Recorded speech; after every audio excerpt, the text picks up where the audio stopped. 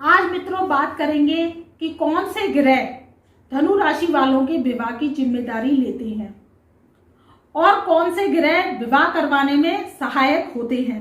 इस विषय पर आज हम चर्चा करेंगे। तो आप धनु राशि के हैं तो इस वीडियो को आप राशि से भी देख सकते हैं और आपकी धनु लगन है तो उससे भी आप इस वीडियो को देख सकते हैं। 100% फलादेश आपका निकल कर आएगा। तो धनु राशि वालों के जो ग्रह हैं विवाह के कारक माने जाते हैं, सबसे पहले माने जाते हैं देवगुरु बृहस्पति। देवगुरु बृहस्पति क्यों माने जाते हैं? क्योंकि वो लगन के और चतुर्थ हाउस के स्वामी होते हैं।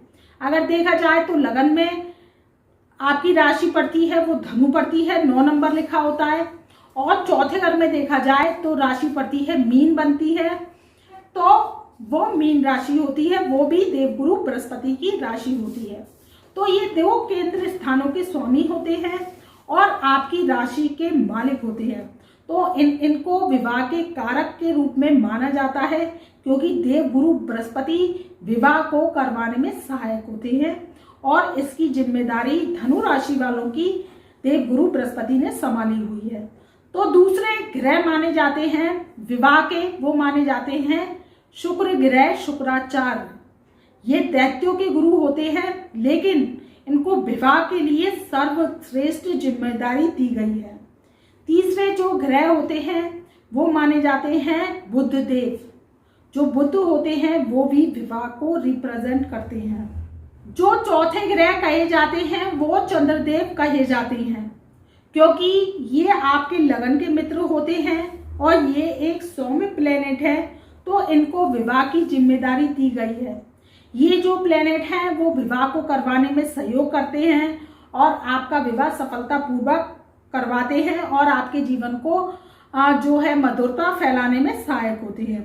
तो देखिए कि जब ये ग्रह हमारे कुंडली में होते हैं तो क्या होता है कि या तो इनकी महादशा चल रही हो, जैसे आप धनु राशि के हैं और आपकी गुरु की महादशा चल रही है, तो आप समझ लीजिए कि आप जब विवाह के योग्य हो गए हैं और आप विवाह करना चाहते हैं तो इस टाइम पीरियड में विवाह कर लेना चाहिए आपको। क्यों? क्योंकि जब देवगुरु बृहस्पति जिम्मेदारी लेते हैं विवाह की तो आपको, जैसे आप लाइफ पार्टनर चूज करने जाते हैं तो आपको अच्छे लाइफ पार्टनर की प्राप्ति हो जाती है। और लाइफ पार्टनर क्या होता है, बहुत ही आपको मधुर मिलता है, अपने कार्यों को, उद्देश्यपूर्ण कार्यों को करने वाला मिलता है, आपके वैवाहिक जीवन का संचालन करने वाला मिलता है, चाहे आप लड़की हैं या लड़के हैं, और आपसे प्रेम करने वाला मिलता है। देखिए कि जब हम शादी करते हैं तो हम चाहते हैं कि हमें रुचिकर लाइफ पार्टनर मिले और हमारा जो प्रेम संबंध है वो मधुर रहे, उसमें तनातनी का माहौल ना चले।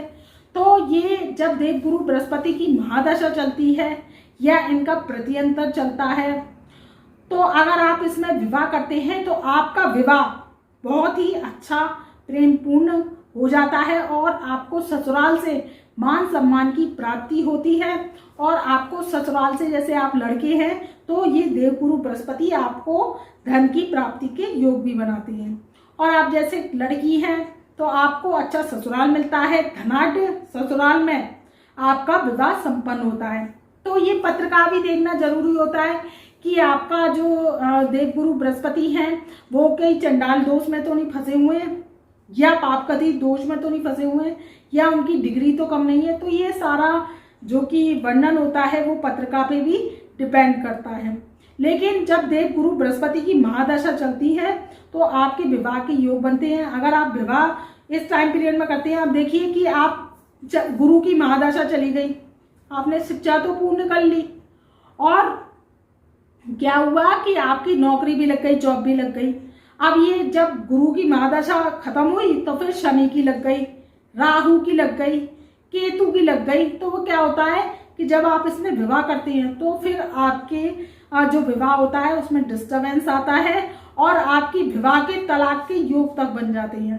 तो क्या होता है कि इसमें हमें अच्छी लाइफ पार्टनर की प्राप्ति नहीं हो पाती है। तो आप अगर विवाह करना चाह रहे हैं, धनु राशि के हैं, तो आपकी गुरु की महादशा चल रही है तो आप विवाह निश्चित ही कर सकते हैं। तो आपका जीवन प्रेमपूर्ण चलेगा। अब बात कर लेते हैं शुक्रदेव की। तो शुक्रदेव ने जो जिम्मेदारी ली है धनु राशि वालों के विवाह की, वो शुक्रदेव ने क्यों ली है? क्योंकि धनु राशि वालों का ये छठे भाव के कारक हैं और एकादश भाव के कारक हैं। तो जो इन्होंने स्थान संभाले हुए हैं, ये देखिए शुक्र किसका स्वामी है? शुक्र प्रेम का कारक है, शुक्र मोहब्बत का कारक है, शुक्र इश्क का कारक है, शुक्र प्रेम पूर्ण वातावरण होता है उसका कारक है, शुक्र हमारे आकर्षण का कारक है।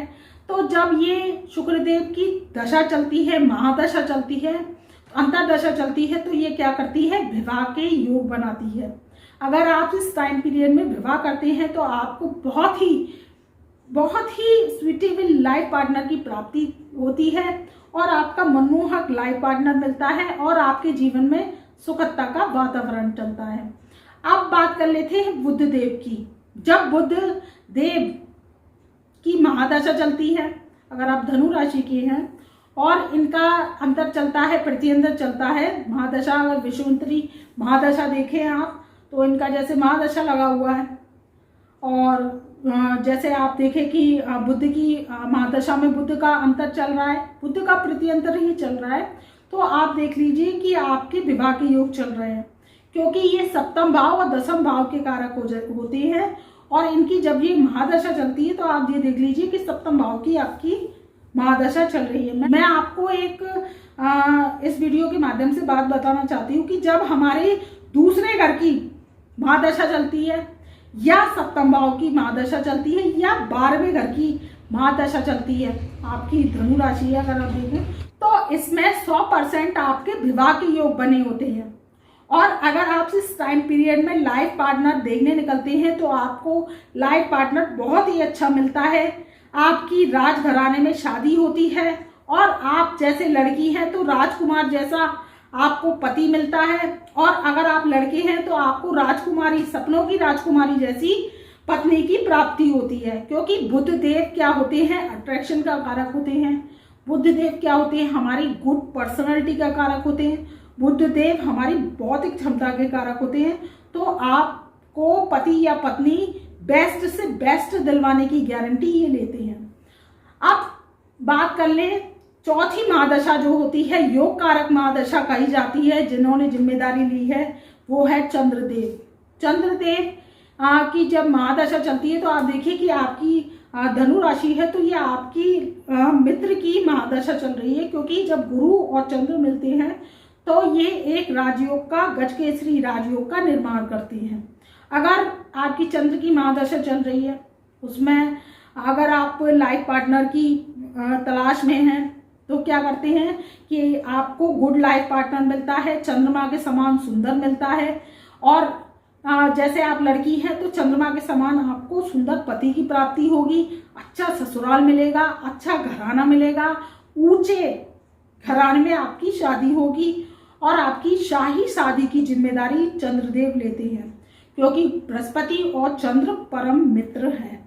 और जैसे आप लड़के हैं और आप शादी करना चाहते हैं और आपकी चंद्र की महादशा चल रही है तो आप इस टाइम पीरियड में वैवाहिक जीवन में बन जाइए। आपको सुंदर पत्नी, आकर्षक पत्नी और सुलक्षणा पत्नी की प्राप्ति आपको इस महादशा में हो जाती है।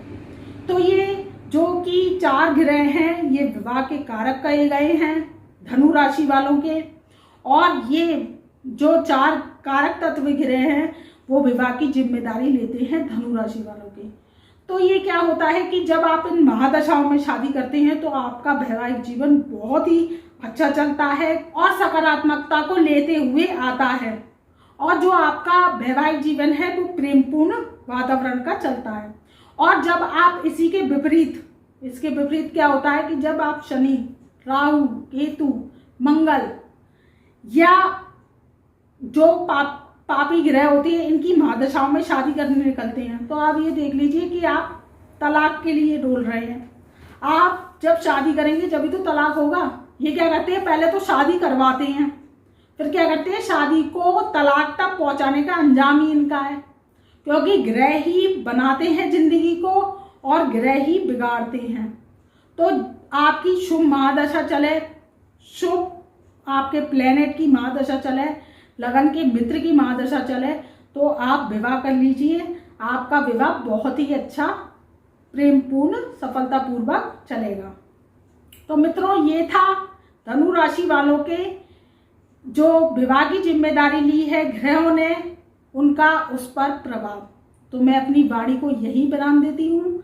तब तक मेरा प्यार भरा नमस्कार।